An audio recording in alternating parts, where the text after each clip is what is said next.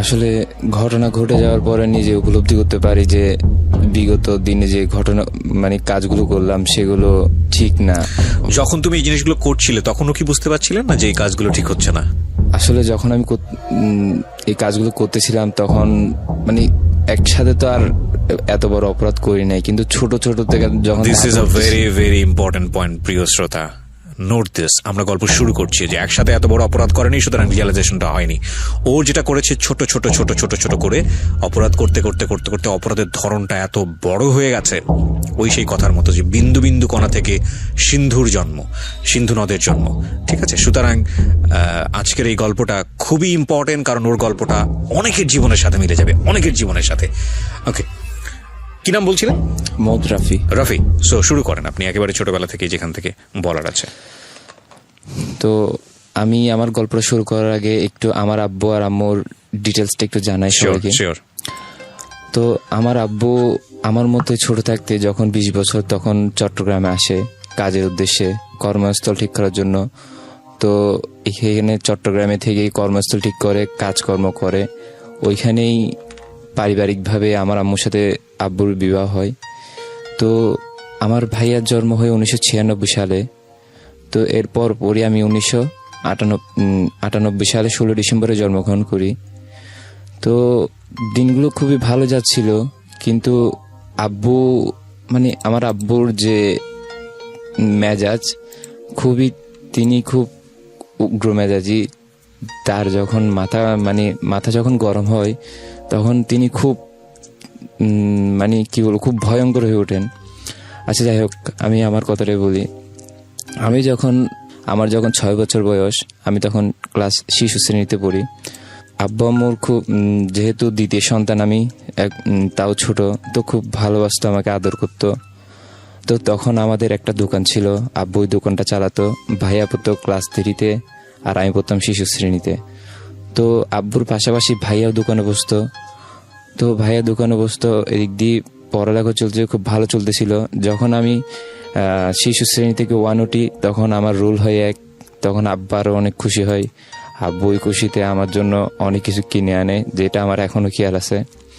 তো এভাবে করে আমি ক্লাস 2 পাস করার পরে ভাইয়া যখন ক্লাস 5 উঠে তখন তার পড়ালেখাটা ছেড়ে দিতে হয়।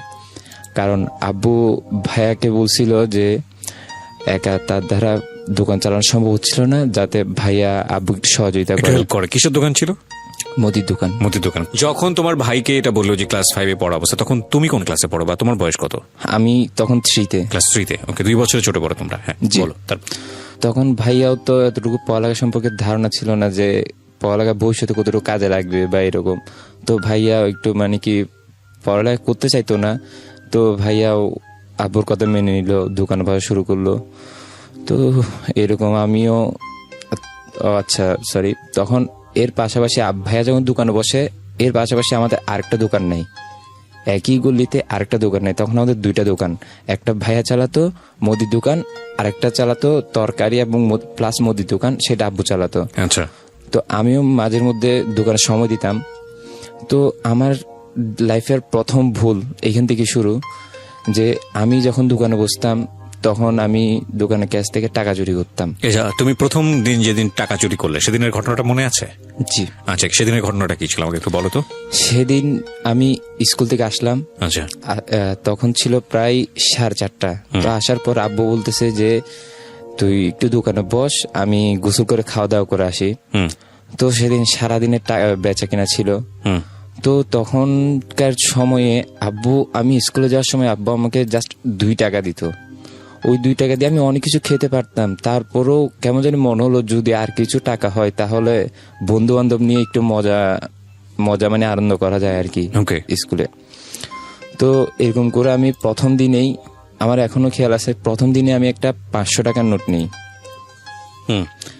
তো 500 টাকার নোট আমি নিয়েছিলাম, যেটা এখন শার্টের হাতার মধ্যে ভাঁজ করে নিয়েছিলাম, যেটা আমার আব্বু বলতে পারে না। আর আব্বু অতটুকু সন্দেহ করে প্রথম আমাকে। তো এভাবে করে আমি প্রতিদিন টাকা নিয়ে স্কুলে যাচ্ছি, বন্ধুদের সাথে ঘুরতেছি, খাইতেছি, আমাদের এদিকে সমুদ্র সৈকতে ঘুরতে যাচ্ছি। তো দিন ভালোই চলতেছিল। তো যখন আমি ক্লাস 5 উঠি তখন আব্বু দোকানটা সেল করে দেয়।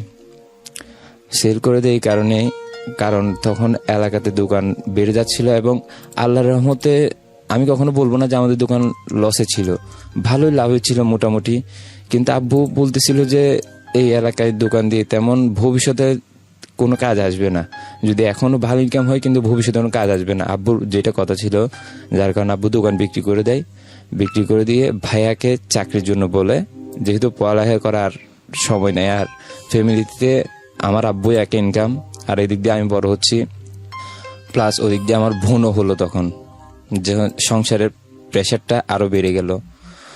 তো আব্বু দোকান দুটোটা ছেড়ে দেয়, ছেড়ে দিয়ে ভাইয়া জব করে, আব্বু নিজের আগের পেশায় জড়িত হয়ে আবার সিএনজি চালায়। আগে ট্যাক্সি চালাইতো, কিন্তু ট্যাক্সি উঠে যাওয়াতে তখন সিএনজি আসছিল, সিএনজি চালায়। তো আমার বোনও আসলো, ভালো চলতেছিল এরকম। কিন্তু ওই দিক দিয়ে আমার দোকান থেকে টাকা চুরি করার যে ইয়াটা ছিল ওইটা অফ হয়ে গেল। আব্বু দোকান যখন বিক্রি করে তখন প্রায় ওইখান থেকে 45,000 মোটামুটি এরকমই পাইছিল। আচ্ছা। তো এগুলো রাখছিল আমাদের শোকেসের যে ডয়টা ছিল ওইখানে। তো আমি কি করতাম, ওইখান থেকে আস্তে করে আম্মু যখন কাজ কামে বিয়ে থাকতো, যখন রান্না করে যাইতো বা কোনো একটা জায়গায় গেলে ঘর থেকে মানে বেডরুম থেকে বেরোলেই আমি চাবিটা নিয়ে আস্তে করে ডয়টা খুলে ওইখান থেকে একটা নোট নিয়ে নিতাম। ওই যে টাকাটা বিক্রি করে ওখানে রাখা হয়েছিল? হ্যাঁ, ব্যাংক থেকে তুলে রাখা হয়েছিল ওইখানে। কত টাকা ছিল ওখানে? ওইখানে 35,000-এর উপর ছিল। 35,000-এর উপর ছিল। আপনি যখন এই কাজটা করছেন তখন আপনি ক্লাস 3-তে পড়েন? না, 5-এ। তখন 5-এ, আপনি একটু বড় হয়েছেন। এই টাকাটা নিয়ে আপনি কি করতেন? এই টাকাটা নিয়ে আমি স্কুলে যেতাম, খুব ভালো খাবার, ভালো দামি দামি খাবার খেতাম, বন্ধুদের সাথে সমুদ্র সৈকতে ঘুরতে যেতাম, সব বিল আমি দিতাম বন্ধু বান্ধবের। আর বন্ধু বান্ধবরা তখন আমার জন্য খুব প্রিয়, মানে পাগল ছিল। মানে যেহেতু আপনি পয়সা খরচ করেন সুতরাং ওকে ওকে এবং পয়সা যেহেতু খরচ করেন সুতরাং একটা লিডার একটা ভাবও নিশ্চয়ই ছিল, লিডার। ওকে, ঠিক আছে, বলেন। হ্যাঁ, তারপর? তো এভাবে ঘর থেকে অনেকবারই নিছি, যার কারণে এক সময় যখন আব্বু আম্মুর থেকে টাকার হিসাব চাই তখন আমি নিজে সন্ধ্যার সময় ঘরে ছিলাম, পড়তেছিলাম, আম্মু পড়াচ্ছিল, আমি বেডরুমে ছিলাম। তো আম্মুর থেকে যখন টাকার হিসাব চাই তখন আম্মু টাকাগুলো বের করে আগে নিজে একা গোনে একবার। তো দেখে এখানে অনেক টাকা শর্ট, যেটা আম্মু মানে ভুলও খরচ করেনি এত টাকা। তো এখন আম্মু জিজ্ঞেস করতেছে আমাকে যে রাফি এখান থেকে এত টাকা শর্ট কেমনে হলো? তো আমি বললাম আম্মু আমি কি বলবো, আমি তো এসব কিছু ধরিও না। পরিবারের কেউ আপনাকে কোনো সন্দেহ করতো না? না, আমি যেহেতু ছোট ছিলাম সুতরাং সন্দেহটা করতো না। এগুলো একটু নোট রাখবেন। হ্যাঁ। আর তো এর পরবর্তীতে আম্মু কেমনে জানি নিজের থেকে টাকা দিয়ে ওই ফিলটা মানে গ্যাপটা পূরণ করে আব্বুকে টাকাগুলো বুঝিয়ে দেয়। আচ্ছা, তার আগে আপনি আমাকে একটু বলেন যে আপনার মা যেহেতু টাকাটা পূরণ করলো, আমার এখানে কিছু জিজ্ঞেস আছে। সেটা হচ্ছে আপনাকে জিজ্ঞেস করেছে বা আপনার মা তাহলে বাবার সঙ্গে বিষয়টা নিয়ে আলোচনা করেনি, যেহেতু সে নিজের টাকাটা দিয়েছে? জি। আপনার মার সঙ্গে বাবার সম্পর্কটা কেমন ছিল? আপনি কি কখনো দেখেছেন ওই বয়সে যে মা বাবার মধ্যে সম্পর্কটা খারাপ? বা আসলে মা বাবার মধ্যে মানে আমাদের ফ্যামিলিতে আম্মুর সাথে আব্বুর কোনো মানে খুব ভালো একটা রিলেশন ছিল, কিন্তু আব্বুর যখন মাথা খারাপ হতো তিনি খুব ভয়ঙ্কর হয়ে উঠতেন। মার গায়ে কি হাত তুলতেন? হ্যাঁ, মানে এত পরিমাণের ভয়ঙ্কর হতেন যে তাকে ওই মতো চিনাটা বড়ই দায়ী ছিল। ওকে, বুঝতে পেরেছি আমি। ঠিক আছে, সেই ভয়ের জায়গাটা থেকে হয়তোবা আপনার মা নিজে থেকে পয়সাটা দিয়ে ওটা ব্যবস্থা করে রেখেছেন। জি, বলুন তারপর। তো এর পরবর্তীতে আব্বু সিএনজি চালাচ্ছে, ভাইয়া জব করতেছে, আমি ক্লাস 5 পাস করলাম ভালো একটা পয়েন্ট দিয়ে। আমার বোনও বড় হতে লাগলো, এদিক দিয়ে খুব ভালো দিনকাল যাচ্ছিল।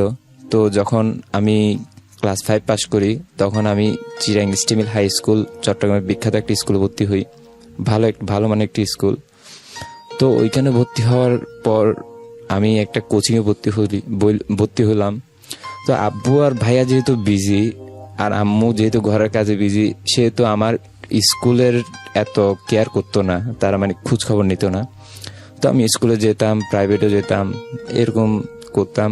তো প্রাইভেট 6 থেকে যেটা হলো 1 মানে ক্লাস শিশু থেকে 5-এর বেতন কিন্তু আম্মু নিজেই দিয়ে আসতো টিচারের কাছে। ওকে। কিন্তু ক্লাস 6 থেকে আম্মু আমাকে দেওয়া শুরু করলো। তো যেহেতু আমার একটু টাকা উড়ানোর অভ্যাস আছে, তো সেহেতু আমি টাকাটা নিয়ে খরচ করা শুরু করলাম। ওকে। এরকম 1 মাস, 2 মাস, 3 মাস, 4 মাসের সময় আমার টিচার আমাকে বলতেছে যে রাফি তোমার তো ডিউ আছে বেতন। তো আমি বললাম স্যার ঘর থেকে এখনো দেয় নাই, যদি দেয় তাহলে আমি যে এখন যে নক করব দিলে আমি আপনার কাছে দিয়ে যাব। আচ্ছা, তো এটা বলার পরে স্যার কেমন জানি বুঝতে পারলো, ওনার সন্দেহ হলো জিনিসটা যে 4 মাস হলো একটা ফ্যামিলি থেকে কেমনে বেতনটা না দেয়। তো উনি কেমনে জানি আমার ফ্রেন্ড সাইকেল থেকে নাম্বার নিয়ে আমার ঘরে নক করলো। ঘরে নক করার পরে আমি যখন স্কুল থেকে ঘরে ফেরার পরে বলতেছে যে রাফি তোমাকে তো আমি প্রতি মাসে বেতন দিই, তুমি কে বেতন বলছে দিয়ে এটা? কি করো? আমার মা বলতেছে ওকে। বলতেছে প্রতি মাসে তো তোমাকে আমি বেতন দিই, তুমি প্রাইভেটে বেতনগুলো কি করো? তো আমি বলতেছি আম্মু কই আমি তো দিয়ে দিই।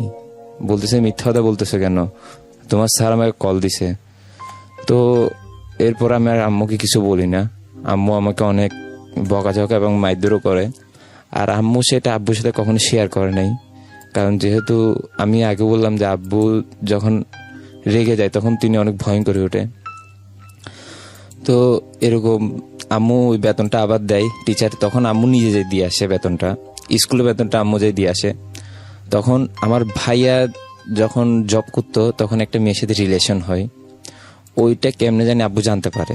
তো জানতে পারার পরে ভাইয়াকে এমন মারে যে ওই আমরা দেখে থাকি যে তাঁবুর কতগুলো স্ট্যান্ড থাকে না স্টিলের মতো, ওই স্ট্যান্ড দিয়ে আমার ভাইয়াকে অনেক মারধর করছে এবং মাথায় আঘাত করছে।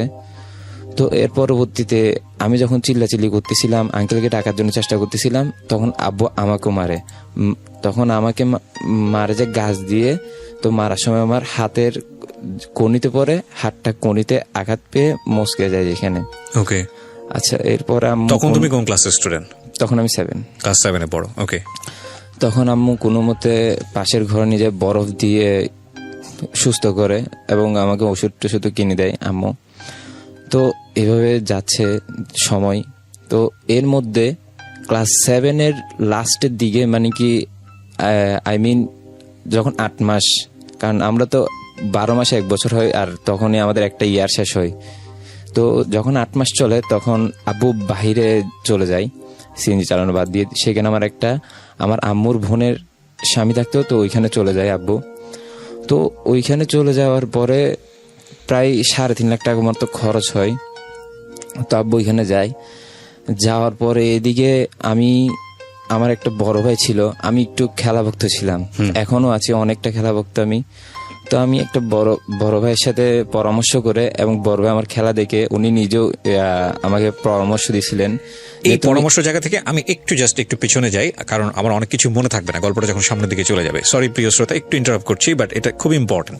ওকে। তোমার ফ্যামিলিতে কি তোমার বাবা কিংবা মা কখনো তোমাকে বোঝাতো এই বিষয়টা যে বাবা দেখো এই টাকাটা খুব কষ্টের টাকা, এত পরিশ্রম করে তোমার বাবা এই টাকাটা রোজগার করতেছে সিএনজি চালিয়ে কিংবা এটা বিক্রি করে, এবং তোমাদের যে আর্থিক অবস্থাটা সবকিছু মিলিয়ে, এটা কি তুমি বুঝতে ওই সময়টাতে, বা কেউ কি তোমাকে বোঝাতো না? বোঝাতো না বলতে আমি জিনিসটা নিজেও বুঝতাম না, আর দ্বিতীয়ত আপনি ভাইয়া যেটা বলতেছেন যে আমার ফ্যামিলি থেকে আমাকে বোঝাতো কিনা, তো আসলে আমার মা ছাড়া ওটাকে ধরতে পারে নাই। এটা খুব ইম্পর্টেন্ট একটা বিষয় প্রিয় শ্রোতা। অনেক সময় ছোটদেরকে আমরা মনে করি যে ওরা আসলে এইসব বৈষয়িক বিষয়গুলো বোঝে না। অল্প করে হলেও ওদেরকে ধারণা দেওয়া উচিত যে এই পয়সাটা কিভাবে ইনকাম হচ্ছে এবং এই পয়সাটা খরচ করলে ওকে কিভাবে খরচ করা উচিত। এবং আমি খুবই একটা বলা যেতে পারে গ্রামীণ একটা নিম্নবিত্ত পরিবারে বড় হয়েছে একটা সার্টেন পিরিয়ড পর্যন্ত, এবং জানি না, আমি নিজেকে দিয়ে এক্সাম্পল দিচ্ছি কারণ আমার কাছে এটাই মনে হয়। যেমন বাবা সরকারি চাকরিজীবী ছিলেন, যেই পয়সাটা আসতো ওই পয়সাটার মর্যাদাটা কি সেটা আমার মা সবসময় আমাদের সঙ্গে শেয়ার করতো। সো আমি আমার স্ট্রেংথটা বুঝতাম, ক্যাপাবিলিটিসটা বুঝতাম, যে আমি যদি একটা শার্টের জন্য তার কাছে আবদার করি তাহলে সেকেন্ড শার্টটার জন্য করা যাবে না। এটা হয় কি, মানে এটা বাচ্চারা অটোমেটিক্যালি বুঝতে শেখে। তুমি যেহেতু র্যান্ডামলি পয়সাটা চুরি করছো, তো তোমাকে এই লেসনটা যদি কেউ দিত পরিবার থেকে, তাহলে হয়তো ওটা সেখানেই স্টপ হয়ে যেতে পারতো। যে কারণে আমি বলছি, কারণ একটা অপরাধ কিন্তু আরেকটা অপরাধের সূচনা করে দেয়, শাখা প্রশাখা বৃদ্ধি পায়, যেটা তুমি শুরুতেই বলছিলে যে ছোট ছোট করে করেছি এবং বড় অপরাধের দিকে চলে গেছি। বলো তারপর। তো ওই ভাইয়ের সাথে কথা বলে, এবং ভাই আমাকে পরামর্শ দেয় যে আমি একটা ক্রিকেট একাডেমিতে ঢুকে প্র্যাকটিস করার জন্য।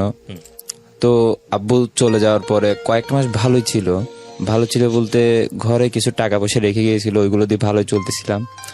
তো আব্বু বিদেশ তোমার বাবা তখন কোথায়, বিদেশে? কোন দেশে? তখন ওমানে ছিল, ওমানে, ওমান okay. মাস্কাট। ওকে, প্রিয় শ্রোতা, আমরা এখানে একটা ছোট্ট বিরতি নেব। বিরতিতে আপনাদেরকে বলা, প্রত্যেকটি এপিসোড আপনারা ওখান থেকে খুব দ্রুত সরিয়ে ফেলুন, নইলে আপনাদের বিরুদ্ধে আমরা আইনানুগ ব্যবস্থা নিতে বাধ্য হব। এবং আপনারা নিশ্চয়ই জানেন যে বাংলাদেশে আইসিটি অ্যাক্ট কতটা পাওয়ারফুল।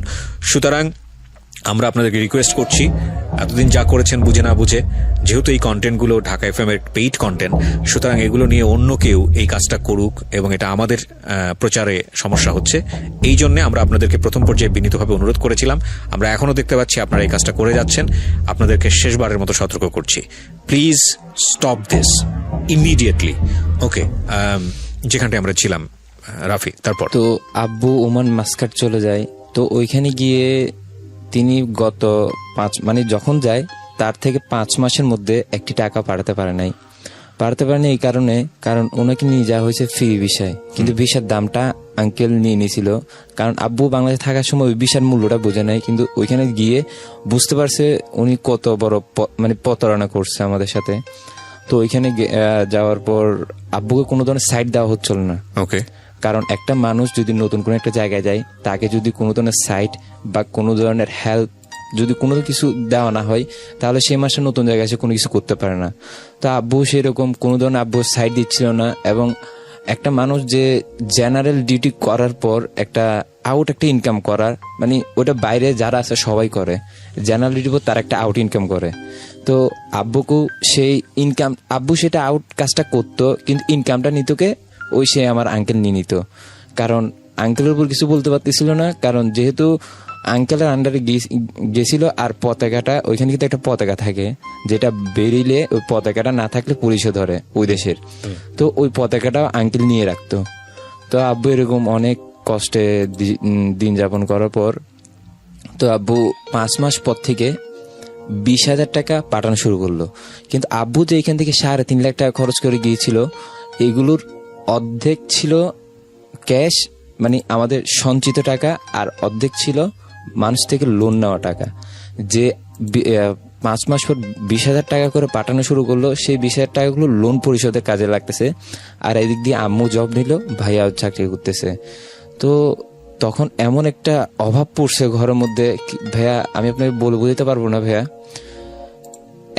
আম্মু, আমি নিজের চোখে দেখছি, আম্মু এখনো বলে, আব্বুকে আসার পর বললো আর কি, যে আধা কেজির একটা মাছ কিনে এনে ওইটাকে ছোট ছোট পিস করে ভাইয়া 1 সপ্তাহ খাওয়া বা 3 দিন খাওয়া, বা আম্মু ওই মাছটা খেতই না, আমাদেরকে দিত, জাস্ট আমাদের 3 ভাই বোন। বাবা তখন কোথায়? ওমানে?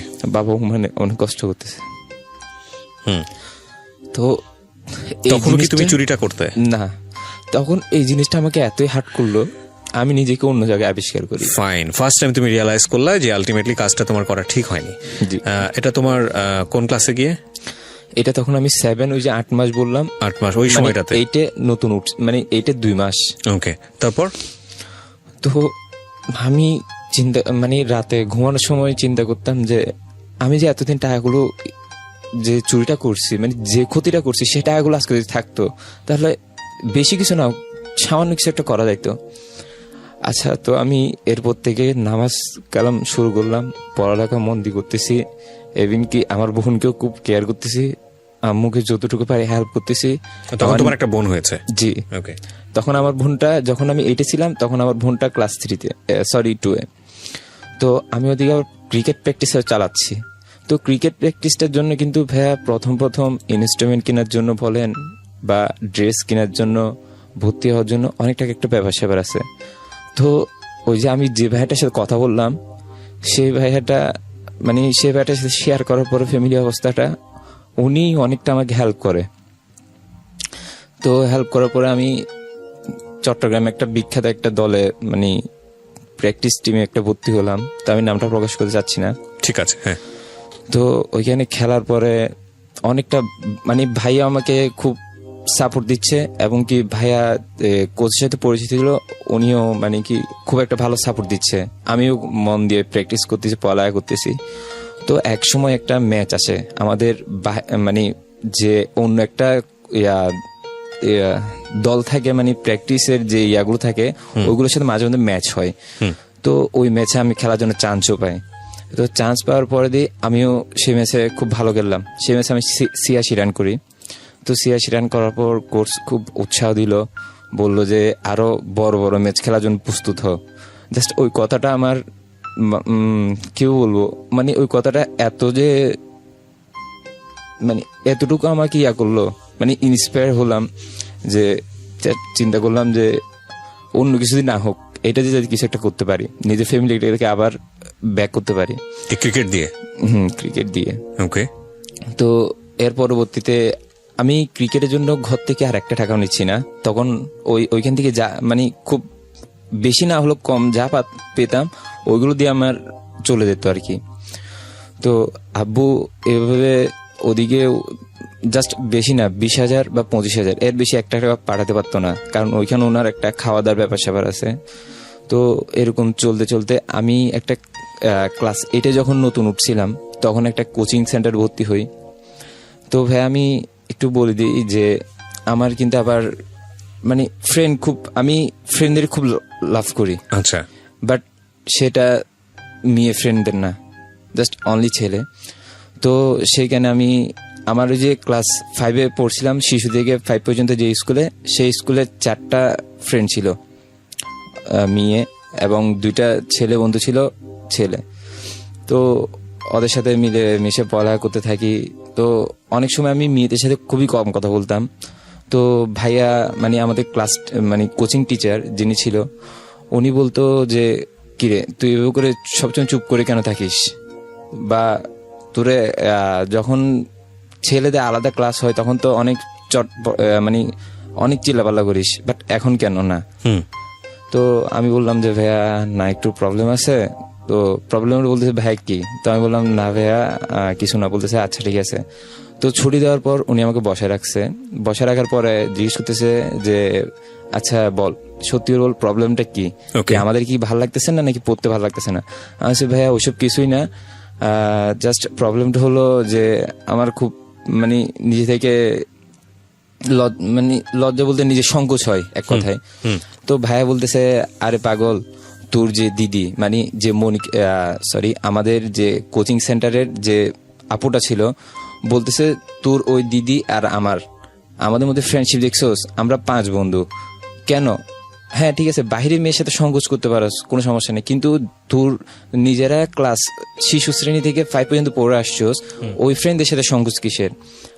তো এরপর থেকে ভাইয়ার কথা ধরে আমি সবার সাথে আবার ফ্রেন্ডলি ভাবে মিশতে শুরু করি। জাস্ট অনলি আমাদের কোচিং এর মধ্যে যে ফ্রেন্ডগুলো ছিল ওদের সাথে, এবং সে ভালো করে পড়ালেখা করতেছি। তো আমি এই এক সময় দেখা গেল কি ভালো করে পড়ালেখা করার পর আমি এইটা খুব একটা ভালো একটা রেজাল্ট আনি। Very good. তো ওই বললাম না ভাইয়া আমি নিজেকে অন্য জায়গায় একটা আবিষ্কার করি। তো নামাজ কালাম পড়তেছি, ভালো রেজাল্টটা করছি, আব্বু শুনে খুব খুশি হলো। এর মধ্যে হলো কি ভাইয়া, আব্বু ব্যাক করলো বাংলাদেশে, কারণ উনি কোনো সাইড পাচ্ছে না, কোনো ইনকাম করতে পারতেছে না, এমনকি ফ্যামিলিকে সাইডে দূরে থাকতে হচ্ছে। তো বলতে এত কষ্ট করার কি দরকার, এর থেকে বাংলাদেশে আসি আমি অনেক টাকা ইনকাম করতে পারি। তো আব্বু বাংলাদেশে চলে আসলো। আসার পরে আব্বু আগের পেশায় ফিরে গেল সিএনজি চালানোতে। তো ওদিক দিয়ে ভাইয়াও জব করতেছে, আম্মু জব করতেছে। তো এদিক দিয়ে আমি ক্লাস 8 পাস করি, জিএসসি পাস করি অনেক ভালো একটা পয়েন্ট দিয়ে। তো 9-এ উঠি। 9-এ ওঠার পর ভাইয়া আমি আমাদের যে মানে 4টা মেয়ে ফ্রেন্ড ছিল, সেখানে একটা মেয়ে ফ্রেন্ডের প্রতি আমি উইক হয়ে পড়ি, যেটা আসলে রিলেশন বলতে বিএফ এর কথা বোঝাচ্ছি না, মানে কি হ্যাঁ ওরে গার্লফ্রেন্ড হিসেবে পাইতে আমার থেকে ইচ্ছা হতো, কিন্তু আমি সেটা চাই না, কারণ সে হিন্দু আর আমি মুসলিম। তো আমি চাইছি সে একটা ভালো একটা বন্ধু হয়ে থাকে আমার সাথে। তো সে সেরকমই আমার সাথে তালে তাল মেয়ে চলতেছিল, ফ্রেন্ডশিপ দেখাচ্ছিল, খুব ভালো ব্যবহার করতেছিল। তো এরকম ক্লাস 9 পার হওয়ার পর ক্লাস 9-এর লাস্টের দিকে তো আমাদের যে 4টা মেয়ের কথা বললাম, সেখানে একটা মেয়ে ছিল নাম মেহেরু নামের। তো ওই মেয়ের সাথে মানে যেহেতু আমরা 4 জন মানে ছোটকাল থেকে একই সাথে পড়ালেখা করে আসছিলাম, তো আমরা একসময় এমন একটা পর্যায়ে গেল যে আমরা খুব একটা বেস্ট ফ্রেন্ডের পর্যায়ে। ওকে। তো ওইখানে যে মেহেরু বললাম মেয়েটা, ওই মেয়েটার ভাই একসময় আমাদের মানে কি আমরা যখন আড্ডা দিচ্ছিলাম, ভাইয়ারা যখন ফ্রি টাইমে যখন ছিল, আমরা যখন আড্ডা দিচ্ছিলাম, তখন ওই মেয়েটার ভাই দেখলো। দেখার পর সেদিন রাতে ওই মেয়েটার ভাই আমাকে ডাকলো। ডাকার পর বলতেছে যে রাফি দেখো, তোমার সাথে মেহেরুর যা আছে সব বলে যাও। আমি বললাম যে ভাই এটা কি বলতেছেন, আমার সাথে ওর কি আছে সেটা তো আমাদের ক্লাস টিচারই ভালো জানে, উনি তো আপনার ফ্রেন্ড, আপনি দরকার হলে ওনাতে জিজ্ঞেস করে নিন। আমি জাস্ট এভাবে করে বলছি ওনার মুখের উপরে। তো বলতেছে দেখো আমি কিন্তু কোনো ধরনের সমস্যা যাচ্ছি না। আমি বলছি ভাইয়া সমস্যা আপনি করলে তো এখানে তো ওর ভাইয়া তারা তো আছে, তারা তো ইয়া করবে না, আপনি ওদের জিজ্ঞেস করতে পারেন আমাদের মধ্যে সম্পর্কটা কি বেস্ট ফ্রেন্ড নাকি অন্য কিছু। আচ্ছা যাই হোক, এটা হওয়ার পরে সেদিন সেই ভাইয়ার কথাটা খুব আমাকে হার্ট করলো। তো আমি লাইফের ফার্স্ট আমি ঘুমের ওষুধ খাওয়া শুরু করি। আচ্ছা, ঘুম ক্লাস 9 এ পড়ো? ক্লাস 9 এ। ওকে। তো ঘুমের ওষুধ খাই, খাওয়ার পর এরকম 5-6 দিন যাওয়ার পর ততদিনে কি তোমার পরিবারের আর্থিক অবস্থা কিছুটা চেঞ্জ হয়েছে? একবার মোটামুটি চলতে পারতেছি। ওই যে একটা কথা আছে না যে ডেলি আনে ডেলি খাই, ওই রকম টাইপের একটা মোটামুটি চলতে পারতেছি। এর মধ্যে যখন আমি ক্লাস 9 এ যখন 4 মাস আপ ফার্স্ট টার্ম পরীক্ষাটা দিই, এরপরে আমার ক্রিকেট টিম থেকে একটা ডাক আসে যে একটা বড় বিভাগীয় একটা খেলা আছে, কি ঢাকা, আমি বলে দিচ্ছি যে ঢাকা একটা যে কোনো একটা ক্লাবের সাথে একটা খেলা আছে। তো ওই ক্লাবে খেলার জন্য আমি চান্স পাই। চান্স পাওয়ার পরে ওইখানে আমাদের অতিথি ছিলেন মাস্টার ভাই ছিলেন, সাকিব ভাই ছিলেন, আর তাইম ভাই ছিলেন। তো প্রধান অতিথি তারাও কিন্তু সাগরিকাতে, আমাদের চট্টগ্রামের সাগরিকাতে ওইখানে খেলা ছিল। তো যেদিন আমাদের ম্যাচ ছিল সেদিন তাদের খেলা ছিল না, তাদেরকে প্রধান অতিথি হিসেবে আনা হলো। তো সেদিনও কি বলবো, আল্লাহ যেহেতু সহায় ছিল, সেদিন আমি 100 করি সেই ম্যাচটাতে। 100 করার পর আমরা খেলাটা জয় হই। জয় হওয়ার পরে সাকিব ভাই আমাকে একটা গ্রিপ দেয়, ব্যাটের গ্রিপ। তাইম ভাই একজোড়া গ্লাভস দেয়। মাশরাফি ভাই আর আমাকে খুব উৎসাহ দেয়। তাই তিনি কিছু না দিল, কিন্তু তার উৎসাহটা আমাদের সবচেয়ে বড় কিছু ছিল। আমি মাশরাফির একজন বড় ফ্যান।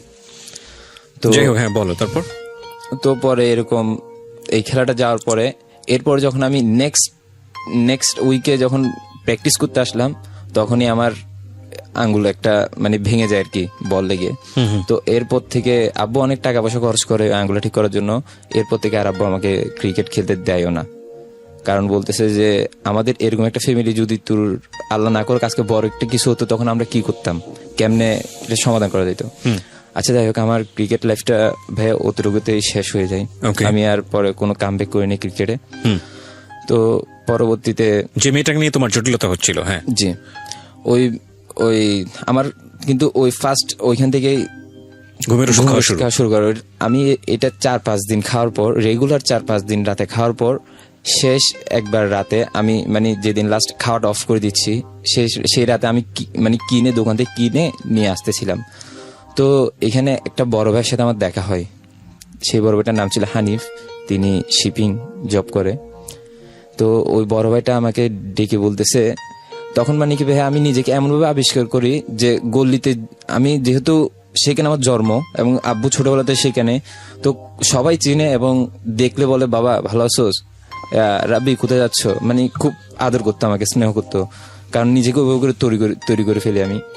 তো তখন হানিফে দেখার পরে বলতেছে যে রাব্বি এদিকে আয়, কোথায় গেছিলি? আমি বলছি ভাই একটু ডাক্তার দোকানে গেছিলাম। তো বলতেছে যে কেন কিসে? আমি না ভাই একটু শরীর খারাপ করতেছে, তো ওই জন্য ওষুধ কিনতেছে। তো আমার কিন্তু ওষুধটা কিন্তু হাতের মুঠে ছিল। তো একসময় উনি আমার কথার কারণে কথার জটিলতার কারণেই বুঝতে পারে যে এটা অন্য কিছু। তো উনি হাত থেকে আমার জোর করে হাত থেকে নিয়ে থেকে এটা ঘুমের ওষুধ। তো উনি কি করে ওইটা সঙ্গে সঙ্গে ট্যাবলেটটা খুলে ট্যাবলেটটা পুকুরে ফেলে আর ময়লাটা ড্রেনে ফেলে দেয়। তো এরপর থেকে উনি জানতে চাইলো যে কি জন্য এটা করস তুই? তাই মনে খুলে বললাম যে ভাইয়া এরকম এরকম। আবার ওই যে মেয়েটার কথা বললাম, ওই মেয়েটা ওনাদের আত্মীয়। তো ভাইয়াকে বলার পর ভাইয়া বলতেছে যে দেখ ওই মেয়েটার কি নাম উল্লেখ করতেছি না আমি, বলতেছে ওই মেয়েটার মেহুরু মেয়েটার ভাই যদি তোরা নেক্সট টাইম কিছু বলে তুই আমাকে বলবি, হ্যাঁ উনি ওটা দেখে নিবে। আচ্ছা ঠিক আছে। পরবর্তীতে আর এটা কিছু হয় নাই। তো ভাইয়া এভাবে করে ক্লাস 9 আমি পাশ করে গেলাম। তো ক্লাস 10 যখন আমি ক্লাস 10 পড়ালেখাটা ভালো করে চলতেছিল। ওই দিক দিয়ে আব্বু সিএনজি চালাচ্ছিল, আম্মু চাকরি করতেছিল, ভাইয়াও চাকরি করতেছিল। তখন কিন্তু ভাইয়া যে একটু আমরা ফ্যামিলি একটু আপডেট হয়, মানে যেহেতু 3 জনে চাকরি করার ফলে ফ্যামিলির একটু আপডেট হয়। তো পরবর্তীতে আমি ক্লাস 10-এ যখন টেস্ট আসলো, তখন ওই আবার ওই যে মেয়েটার কথা বললাম, যে মেয়েটাতে আমি উইক, তার সাথে কিন্তু উইকনেসটা দিন দিন বাড়তেছে, এবং সে নিজেও স্বীকার করতো যে আমি তার খুব ভালো একটা বেস্ট ফ্রেন্ড। বাট ওই ধরনের সম্পর্ক সে চাইতো না। ওই ধরনের সম্পর্ক সে নিজেও আমাকে স্বীকার করছিল যে যদি একই মানে আলটিমেটলি তোমরা কনফিউশনে ছিলা? কনফিউশন বলতে না, সে আমাকে স্বীকার করছিল যে যদি একই ধর্ম হতাম তাহলে সেই জিনিসটা অ্যাকসেপ্ট করত। ওকে, সো তোমাদের মধ্যে আসলে ধর্মের ব্যাপারটাই বাধা হয়েছিল? হ্যাঁ, ধর্মের ব্যাপারটা বাধা হয়েছিল। আর যেহেতু আমি 5 ওয়াক্ত নামাজ পড়ি, তুমি 5 ওয়াক্ত নামাজ পড়তে। হ্যাঁ, তারপর তো টেস্টটা চলে আসলো আমাদের, এসএসসি টেস্ট যেটা বলা হয়। তো খুব হার্ড। তো তখন আমি মানে কি আপনার ইংলিশে খুব দুর্বল। তো ইংলিশে দুর্বল হওয়ার কারণে আমাদের স্কুলে নাম করা একজন টিচার, উনার খুব ভয় পেত, এবং কি উনি খুব ভালো টিচার, উনি বোর্ডের হেড, মানে খাতা কাটা বোর্ডের হেড ছিলেন। তো ওই টিচারকে বললাম যে স্যার এরকম প্রবলেম, এখন আমি ইংলিশটা কিভাবে সলভ করি? বলে যে দেখ, সলভ কি আর করবি, এতদিন তো পড়ালেখা করস না, এখন টেস্ট আসি কি আর করতে পারবি। আচ্ছা, যেভাবে উনি সাজেশন দিলে আল্লাহর মতো আমি ওগুলো পড়লাম, তো ভালো একটা রেজাল্ট করলাম। তো টেস্টের মধ্যে দেখা গেলো কি ভাইয়া, আমাদের 83 জন শুধু ছেলের মধ্যে 83 জন ছেলের মধ্যে 13 জন পাশ করছে মাত্র, আর সেখানে আমি নবম। তো টেস্টের মধ্যে আমি একটা ভালো রেজাল্ট করি। ভালো রেজাল্ট করার পর দিয়ে আমি 83 জন বলতে 283 জন ছিল, সেটা 283 জন 13 জন অল সাবজেক্টে পাশ করে। সেখানে প্রথম 8 জন ছিল মেয়ে, আর 9 নাম্বারে ছিলাম আমি, নবম হলাম আর কি। তো ছেলেদের মধ্যে আমি প্রথম হলাম। স্যার খুব করলেন আমারে। তো আমিও স্যারকে বললাম, স্যার এটা শুধু একমাত্র আপনার গাইডলাইনের কারণে। তো স্যার বললো যে আসলে গাইডলাইন কিছু না, তুই কতটুকু মানুষ ওইটার উপর ডিপেন্ড করে তোর রেজাল্টটা। আমি বললাম জি স্যার। তো এটা বলার পরে দিয়ে ভাই আমি একটু মিস্টেক করে গেছি, একটু ব্যাক করি সামান্য। জি।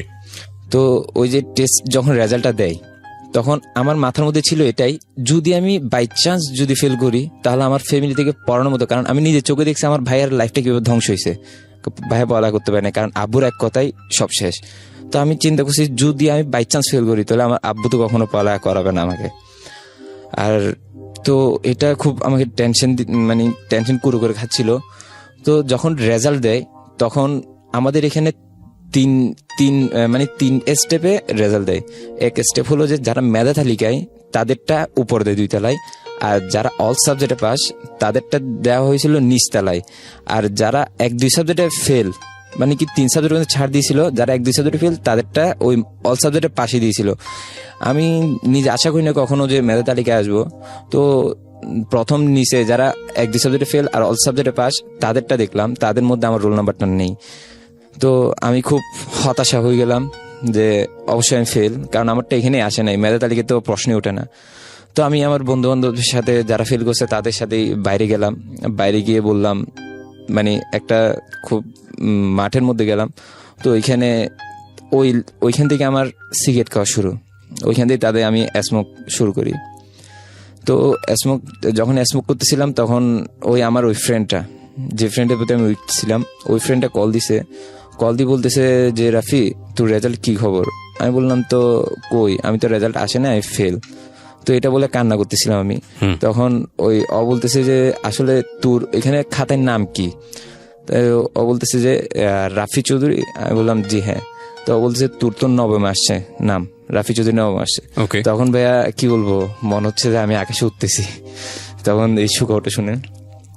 তো গেলাম, গিয়ে রেজাল্টটা নিলাম, নেওয়ার পর ঘরে ফিরলাম। ঘরে ফিরে আব্বু অনেক খুশি, কারণ আমি পুরো ছেলেদের মধ্যে স্কুলের মধ্যে আমি প্রথম হলাম।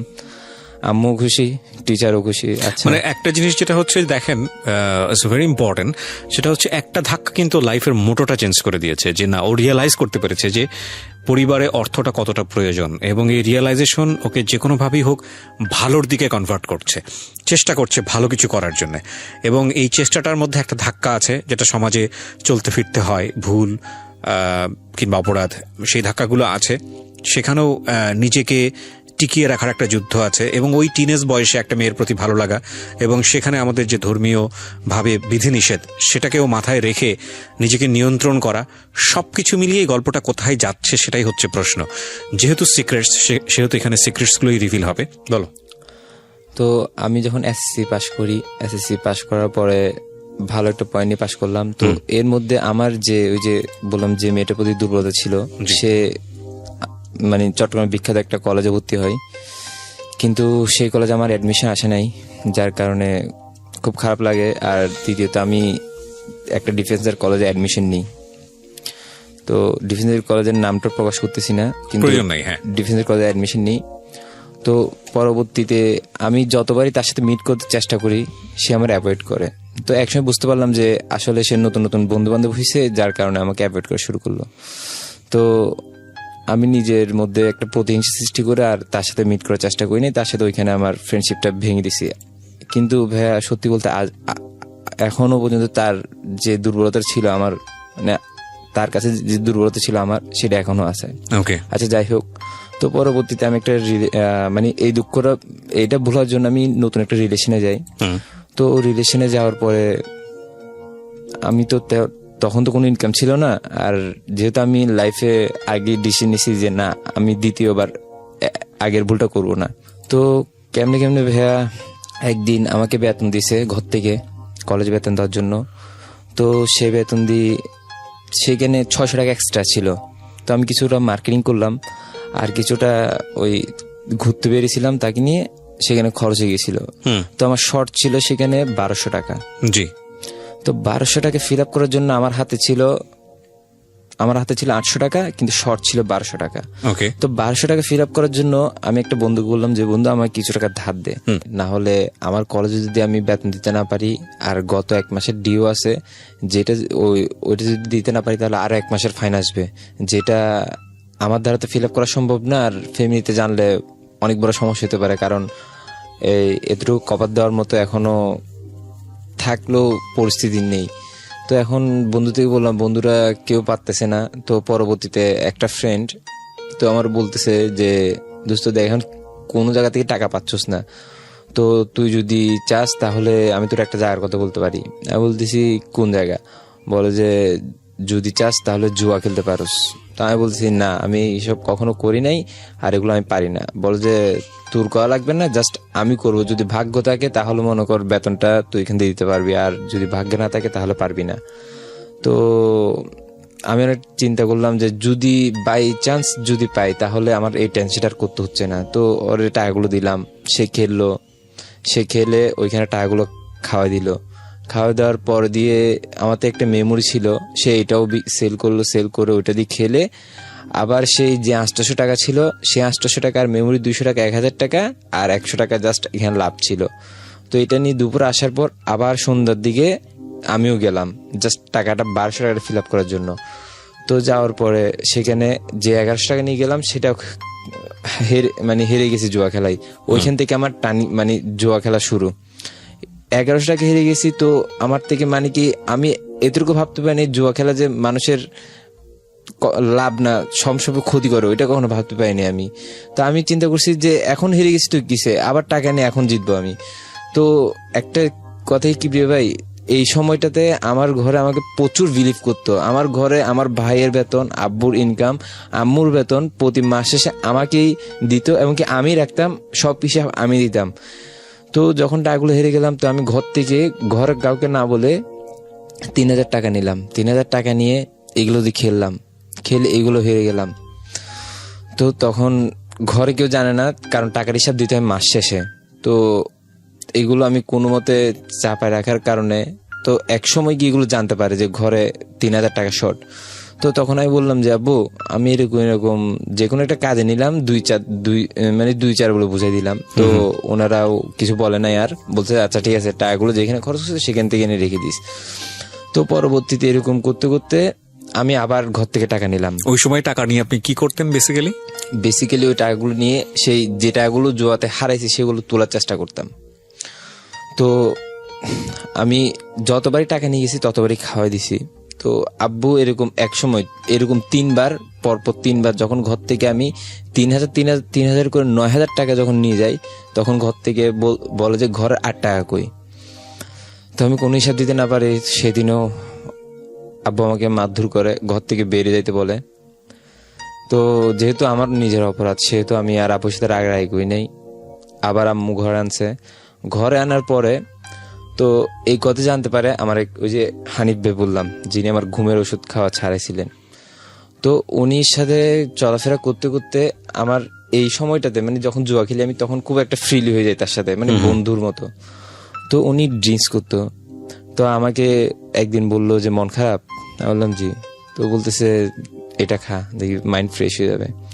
তো আমার লাইফের ফার্স্ট ড্রিঙ্কস ছিল ওইটা। তো ওই সময় ড্রিঙ্কস করতে করতে সপ্তাহখানিক ওনার সাথে ড্রিঙ্কস করি। জি। তো করার পরে মানে এমন একটা পজিশনে চলে গেছি যে মানে এটা আমার করতে হচ্ছে, না হলে আমি টেনশনে থাকতে পারতেছি না। তো আমার থেকে যখন মানে আমি আবার খালামণিদের কাছে গেলে মানে ভালো একটা টাকা পাতাম, মানে গাড়ি ভাড়া হিসেবে, নাস্তা করে হিসেবে ভালো একটা টাকা দিত, 300, 400, 500 যা পারতো সব মানে দিত।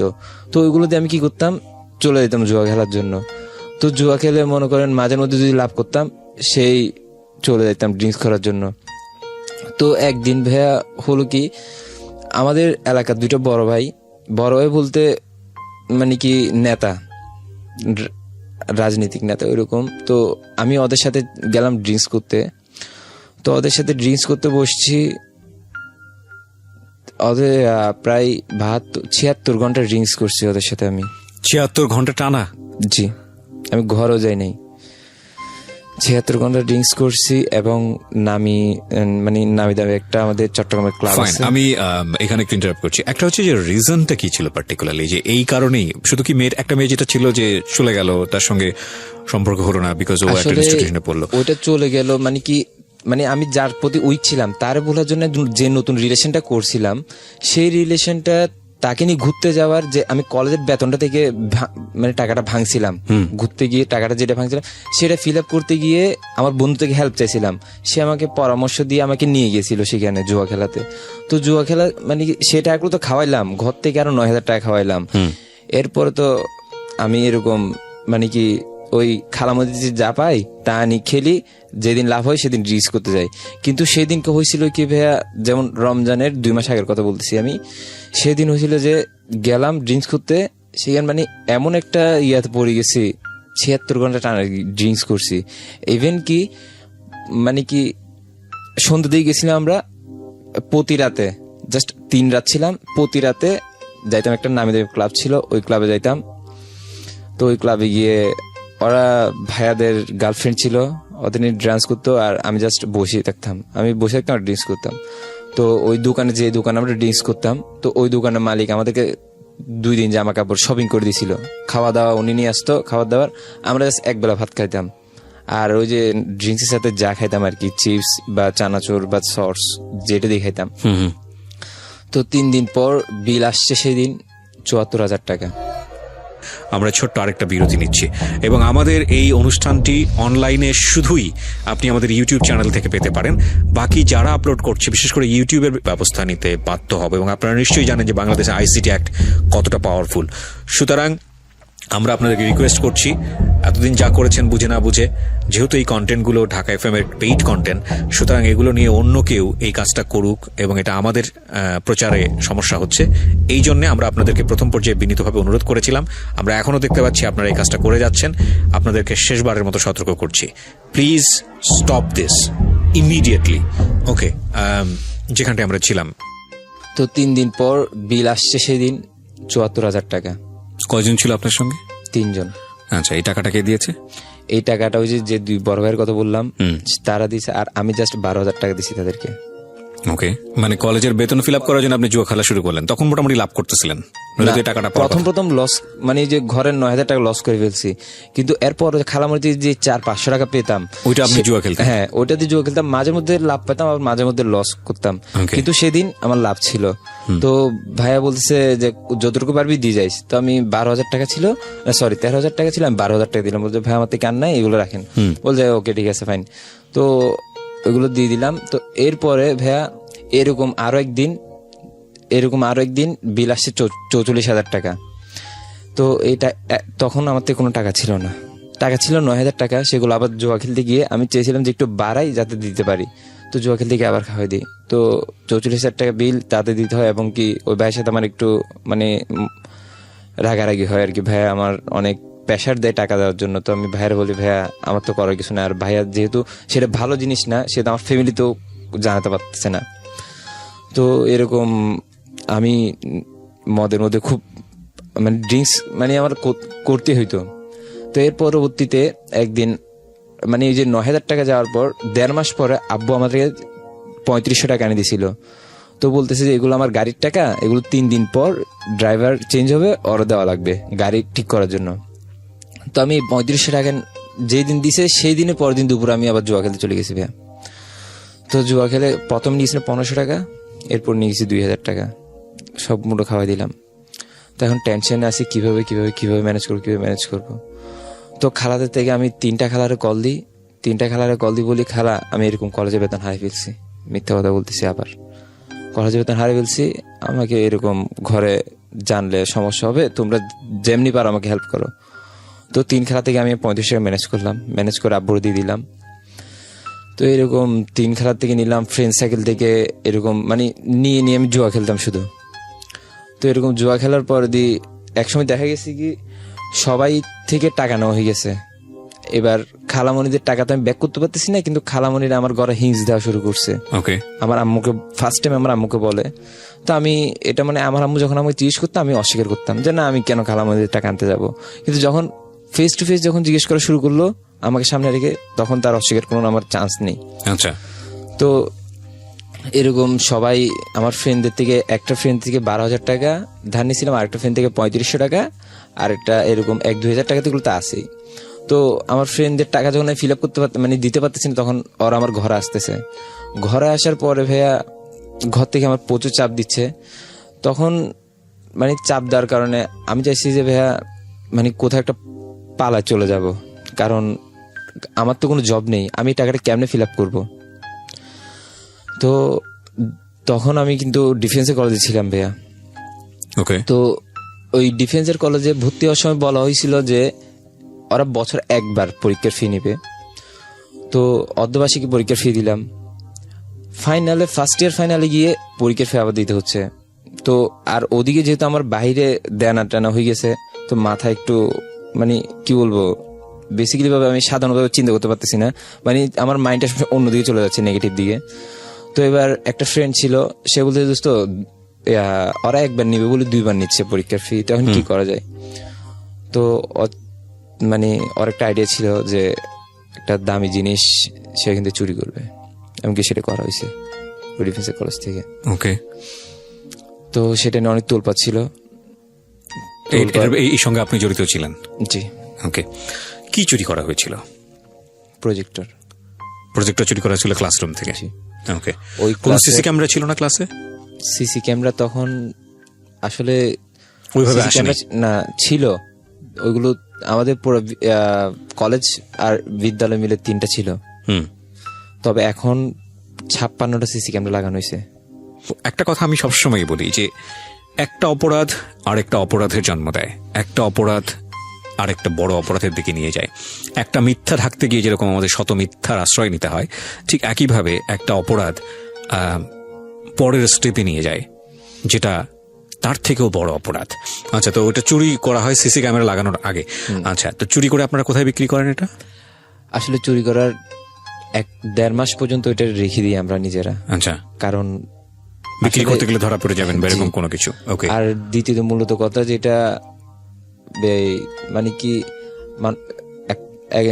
চুরি করার মানে আমি এটা বলতে যে আমানতের খেয়ানত করা। আসলে ওই ক্লাসের মনিটর ছিলাম আমি। ক্লাস মনিটর ছিলেন? ক্লাস মনিটর ছিলাম, যেহেতু আমার রেজাল্ট ভালো সেহেতু পড়াও শিখতাম আমি, আর ছাত্ররা খুব ভালো জানতো আমাকে। তো আমি ক্লাস মনিটর ছিলাম, এবং কি সহায়তা আমার দ্বারা হয়েছে। সেখানে প্রজেক্টটা একটা মানে বক্স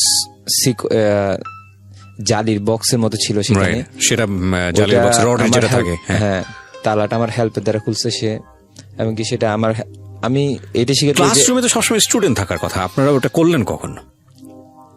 আসলে এটা নিয়ে অনেকদিন প্ল্যান করার পরে, সেটা ছুটির পরে যখন মানে সবাই বেরিয়ে গেছে, আয় আসবে রুম পরিষ্কার করার জন্য, ওই সময় আপনারা বাইরে পাহারা দিয়েছেন বেশ কয়েকজন, আর ভিতরে কয়েকজন করে মিলে করেছেন? এখানে ওরা দুজন ছিল, একজন বাইরে পাহারা দিচ্ছিল, আরেকজন যে ছিল আর কি সে ওইটা চুরি করতেছিল, আর আমি ছিলাম আমার ক্লাস টিচারের সাথে।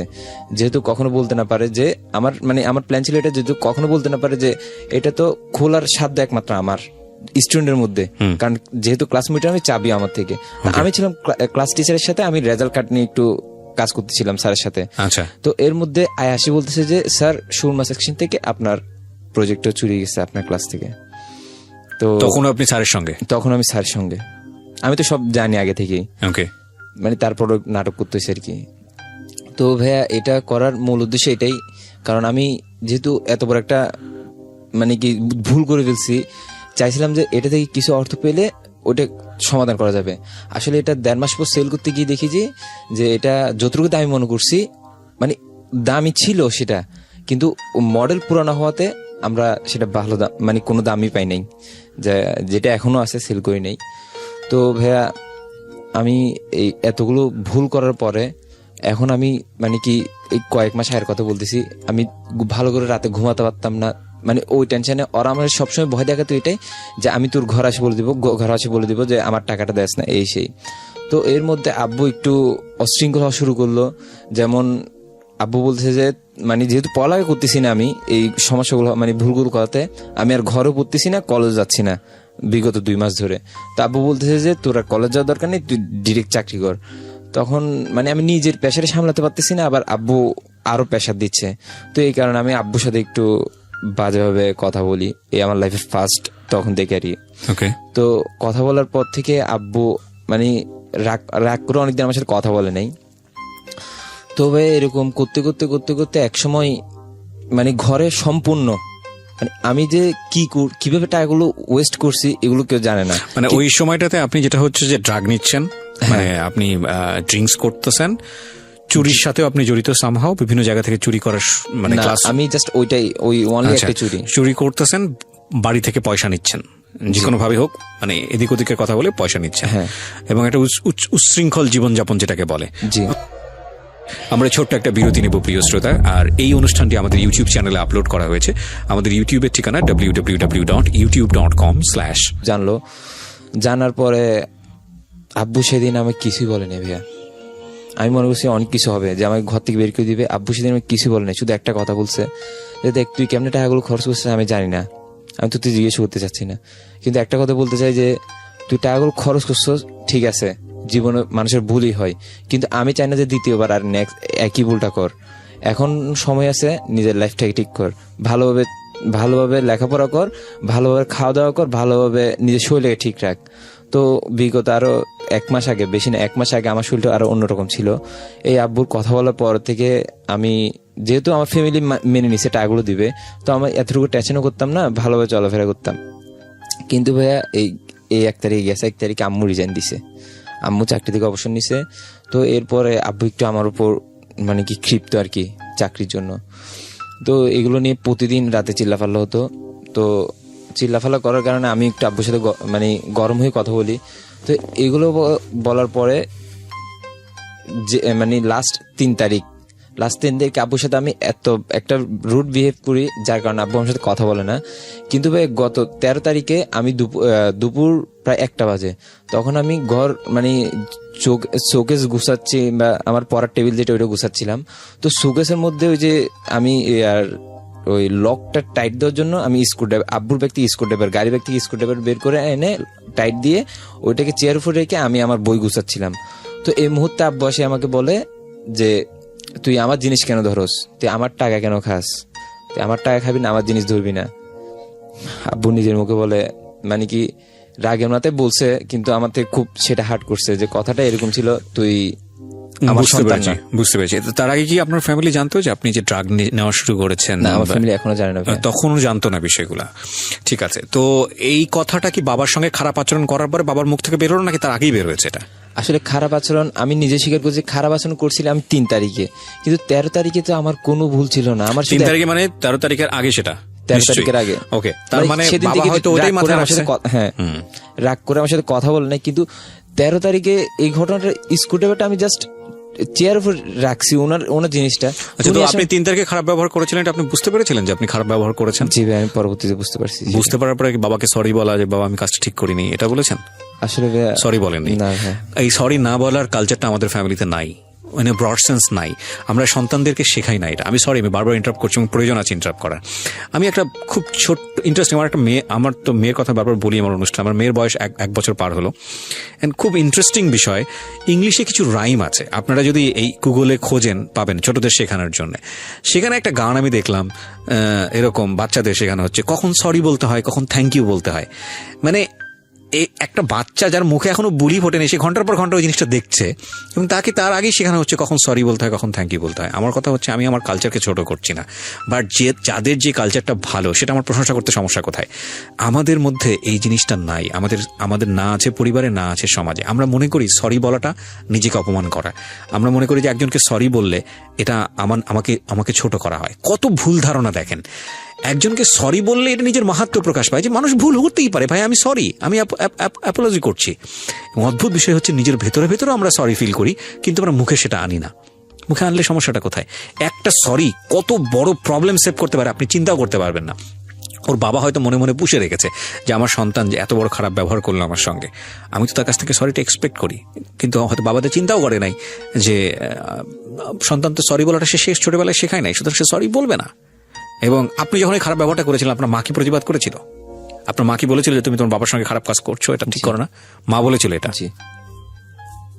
মা ঠিক কাজ করেছে, আপনি সরি বলাটা উচিত ছিল। আপনি কি ভিতরে ভিতরে অনুভব করেছিলেন যে আপনি খারাপ কাজ করেছেন? আসলে ভাইয়া, আমি মানে নিজেকে খুব অপরাধ মনে করছি ঘটনাটা পথে, কিন্তু ভাইয়া সরি বলতে পারিনি এই কারণ একটা আড়ষ্টতা ছিল। জি এক্স্যাক্টলি, আমি সেটাই বলতেছিলাম। হয়তো ওই আড়ষ্টতা ভেঙে যদি বাবাকে একবার সরি বলে দিতেন, যে অন্তত যে কোনো ভাবেই হোক না কেন, হয়তো সরাসরি বলতে পারছেন না, মাকে দিয়ে বলালেন বা অন্য কোনো ভাবে বলালেন যে মা আমি তো আসলে বাবাকে বলতে পারছি না, তুমি একটু বলো যে আমার খুব খারাপ লাগতেছে, দেখতেন বাবা অন্যরকম আচরণ করতো। 13 তারিখের ঘটনাটা ঘটতো না, এবং যে কারণে হয়তো 13 তারিখে আপনাকে এই ধরনের কথা বলেছে, এবং সেটা আপনাকে খুব খারাপ লাগবে, খুব স্বাভাবিক। বাবা হচ্ছেন সন্তানের কাছে মানে বটবৃক্ষের ছায়ার মতো, সে যদি বলে যে তুই আমার কোনো কিছু ধরবি না, আমার জিনিস তুই খাস, এর চাইতে কষ্ট করার কি হতে পারে? সো ঘটনাটা ঘটলো, তারপর কি হলো? তারপর ভাই সেদিন রাতে আমি বের হয়ে যাওয়ার জন্য সবকিছু গুছাইলাম, আমি বেড়ে যাব, তো আম্মু আমাকে যেতে দিচ্ছে না। তো আব্বু ছিল ঘরের মধ্যে, তো আমার মাথায় একটাই কথা ঘুরতেছে, আমি এখন ঘর থেকে বেরোবো, কোথায় যাবো জানি না, কিন্তু আমি ঘর থেকে বেরোবো। বাবারই কথা বলার জন্য? হ্যাঁ, বাবা এই কথা কেন বললো আমাকে, মানে আমার মাথায় এটা, আমি ঘর থেকে বেরোবো, কিন্তু কোথায় যাবো আমি জানি না, যেখানে যাবো কিন্তু ঘর থেকে বেরোবো। আমার ভাই আসলো জব থেকে, আম্মু তো ঘরে, তো কেউ বেরোতে দিচ্ছে না, ভাইয়া বেরোতে দিচ্ছে, আম্মু বেরোতে দিচ্ছে না। আমার ভাই আমার উপর রিয়েক্ট করতেছে, তার ডাবল রিয়েক্ট করতেছি আমি ভাইয়ের উপরে, যে আমি ঘর থেকে বেরোবো, আমি ঘর থেকে বেরোতে। আম্মু বলতেছে এক পর্যায়ে গিয়ে সামলাতে না পারে আম্মু বলতেছে, তুই যদি এখন ঘর থেকে বেরিয়ে যাস, তুই আজকে রাতে বেরিয়ে যাবি, কালকে সকালে আমার মরামুখ দেখবি। তো আম্মু এই কথাটা বলার পর আমি আম্মুকে রিয়েক্ট করি যে তুমি যদি মরে যাও তাহলে আমিও মরে যাবো। তো এইভাবে করে কথা কাটাকাটি হওয়ার পর আমাকে কোনো মতে সামাল দিতে না পেরে এক পর্যায়ে আম্মু আসি বলতেছে যে আর চিল্লাইস না, আর দুঃখ দিস না, তোর আব্বু পাশের রুমে কান্না করতেছে। তো এটার পর ভাইয়া আমি আর কিছু বলি নাই, তো ব্যাগ ট্যাগ রেখে বেরিয়ে গেলাম। বাইরে যা অনেকক্ষণ চিন্তা করলাম ভাইয়া, যে আসলে আমি কি করতেছি, আমার এটা কি রাইট হলো, নাকি আমি যদি নিজে শান্ত হয়ে আব্বুকে যদি ক্ষমা চাইতাম বা এই ভুলটা যদি স্বীকার করতাম, আব্বু তো আমাকে আগে যত ভয়ানক চেহারা ধারণ করুক, কিন্তু সেই দিন ঘটনাটা শোনার পর বা সবাই যখন বললো আমার থেকে টাকা পাই, কিন্তু আব্বু তো সেদিন আমাকে কিছু বলেনি, কিন্তু একটা কথা বলছিল যে ভুলটা করছিস কিন্তু নেক্সট একই ভুল আর করিস না। সবাই যখন এসে বলছে বাবাকে যে বাবা আপনার কাছে টাকা পায়, বাবা কি একটু খোঁজ খবর নেওয়ার চেষ্টা করেছিল যে আমার ছেলের এত ধার দেনা হলো কিভাবে? না, আব্বু আমার থেকে এটি জিজ্ঞেস করছে যে তুই কিভাবে টাকাটা খরচ করছিস। আপনি কি বলেছিলেন? আমি জাস্ট আব্বুকে এটা বলছি যে আব্বু আমি এটা ব্যবসার কাছে খরচ করছি। কি ব্যবসা, কি কারণে, এগুলো কিছু জিজ্ঞেস করেনি? হ্যাঁ জি, জিজ্ঞেস করছে। তো আমার যেহেতু মানে ব্যবসার একটা আইডিয়া আছে, তো সেহেতু আব্বুকে বললাম যে আমি ঢাকা থেকে 2 লট কাপড় আনেছিলাম, ওইগুলোকে ওয়াশিং করে ডাইস করে। হচ্ছে না আপনাদের কাছে, কিন্তু একটা ছেলের জীবন ধ্বংস হয়ে যেতে পারে পারিবারিক এই ডিলেমার কারণে। এবং দেখুন, ও কিন্তু ড্রাগের মধ্যে সেই সময়টাতে, এবং সিদ্ধান্ত নিতে পারছে না, বয়সন্ধিকালও চলছে, এবং একই সাথে পুরনো একটা বদভ্যাস তো আছেই। পরিবার হচ্ছে একটা ছেলের বা একটা মেয়ের সর্বশেষ আশ্রয়স্থল, সবচেয়ে নির্ভরতার জায়গা। এবং ওইখানে যদি মানুষ শান্তি না পায় তাহলে পৃথিবীতে সে যত কিছু, যে সে মহান গ্রিক বীর আলেকজান্ডার হলেও কিছু যায় আসে না, কারণ ঘরে ফিরে তার শান্তি নেই, সে শান্তি মতো ঘুমোতে পারবে না। তো এই যে কথা, এই কারণে বলছি যে আমাদের পরিবারে আমরা যখন সন্তানদেরকে বড় করি, প্লিজ আজকে থেকে যারা গেছে তারা তো গেছেই, আজকে থেকে ট্রাই করুন বাবা কিংবা মা বা বোথ সাইড থেকে সন্তানকে কোনো কোনো জায়গায় বন্ধুর মতো বড় করতে। ওকে ও যেন বলতে পারে ওর ভেতরের ভয়ানক যন্ত্রণা হচ্ছে একটা কথা নিয়ে, বাবা কিংবা মা সেটা রেসপেক্টের জায়গা থেকে হোক বা কমপ্লেক্সিটির জায়গা থেকেই হোক বলতে পারছে না বাবা মাকে, সেটা সেই কালচারটা হয়তো আমাদের একটা সময় ছিল, কিন্তু এটা প্রয়োজনের জন্যই আমাদের একটু ভেঙে দেওয়া উচিত। হোক না ছেলে সে শেয়ার করুক, যদি কোনো মেয়েকে ভালো লেগে থাকে যে মা আমার আজকে না ওইরকম একটা ঘটনা ঘটেছে, এবং মা তাকে একটা যদি রাইট ডিরেকশন দেয় তাহলে ওই ছেলের দ্বারা কখনো ভুল হওয়া সম্ভব না। আমি বহুবার এই গল্পটা রেডিওতে বলেছি, বহুবার বলেছি। আমার পার্সোনাল লাইফের একটা গল্প আজকে শেয়ার করতে চাই। সেটা হলো, আমি তখন রেডিও টুডেতে, আমি আজ থেকে আরো অনেক আগের বছরের গল্প কথা বলছি, সেই সময়, by the way congratulation radio today, তারা 12 বছর পার করলো। রেডিও টুডের 12 বছর পার হয়েছে, আমারও ক্যারিয়ারের বয়স 12 বছর রেডিওতে। সো কংগ্রাচুলেশন, যেহেতু প্রসঙ্গটা চলে আসলো। সেই সময় হঠাৎ করে একটা ভদ্রমহিলা আমাকে একদিন ফোন দিয়ে বলছেন যে তার আগে বেশ কয়েকবার আমাকে একটা মেয়ে বারবার নক করছিল, খুব ছোট, সে এসএসসি পরীক্ষার্থী, এবং সে গোল্ডেন পাওয়া সবগুলোতে, ক্লাস 5 গোল্ডেন পেয়েছে, সবগুলো খুব ভালো রেজাল্ট। তো সে কথা বলে, আমিও টুকটাক রিপ্লাই দিই। সে সময়টাতে ওকে নতুন তো, মানে এই সেলিব্রিটি ইমেজ বা যেটাই বলেন না কেন, একটু এনজয় করছিলাম সামহাও। হঠাৎ করে একদিন ভদ্রমহিলা রাতের বেলা ফোন দিয়েছে আমাকে, ফোন দিয়ে বলছে যে, কি প্রিয়া, তুমি তো আমার ছেলের মেয়ের বয়সী হবা, আমি তোমাকে তুমি করেই বলি, আমার মেয়েটা তোমাকে খুব পছন্দ করে। তখন আমি একদমই, আজ থেকে আরো 12-13 বছর আগের গল্প, বুঝতেই পারছেন। তো আমি একটু ভাবাচাকা খেয়ে গেলাম যে মা হয়ে এই ধরনের কথা বলছে। সো উনি আমাকে ফার্স্ট যেটা বললো, দেখো আমার হাজবেন্ড থাকে সাউথ আফ্রিকাতে, আমার একটাই মাত্র মেয়ে, এবং আমি আমার মেয়েটা যে তোমাকে এত বেশি পছন্দ করে সবকিছু আমি জানি, ইন ডিটেল আমি জানি। তো আমি কিছুটা ঘাবড়ে গেলাম, আমি কোনো অন্যায় আচরণ করে ফেললাম কিনা তার মেয়ের প্রতি। সো ইন দ্যাট মোমেন্টে সে আমাকে যেটা বললো যে, আমি তোমার সাথে কথা বলেছি, আজকের পর থেকে ওর সাথে কথোপকথন বন্ধ করে দিবা, এই জন্য ফোন দিইনি তোমাকে ফোন দিয়েছি এই কারণে যে তুমি যদি ওকে একটু বোঝাও সুন্দর করে যে ওর সামনে এসএসসি পরীক্ষা, ও যেন একটু ভালো করে পড়াশোনা করে। অ্যান্ড বিলিভ মি, ওই মহিলা আমাকে শাসায়ও নি, ওই মহিলা আমাকে কোনো কিছু বলেনি। উনি এত ইন্টেলিজেন্ট ছিল, উনি আমাকে দুটো মেসেজ দিয়েছে এই কথার মধ্যে। একটা হচ্ছে যে আমি কিন্তু জানি যে তুমি ওর সাথে কি ব্যবহার করছো, আর দ্বিতীয়ত সেটা হলো যে এই মেয়েটা, সে যেন তুমি যদি বলো তাহলে সে ভালো করে পড়াশোনা করবে। অ্যান্ড তারপরে সে আমাকে যেদিন ফোন দিলাম, আমি খুব সুন্দর করে তাকে বুঝিয়ে দিলাম, দেখো তোমার বয়সের সাথে আমার বয়সের ডিফারেন্স 7 দিন, এবং এরকম তোমার খুব ভালো করে পড়া উচিত। I can be your elder brother, তুমি এখন অনেক অল্প বয়স। সো আমি এই যে বোঝালাম বিষয়টা, আমি এটা ভুলেও গিয়েছি, এবং তারপরে ধীরে ধীরে মেয়েটা আমার আর ফোন দেয় না, যোগাযোগ করে না। হঠাৎ করে আরেকদিন ফোন, এবং সে বলছে যে আমি অমুক, আমি এসএসসিতে গোল্ডেন A+ পেয়েছি।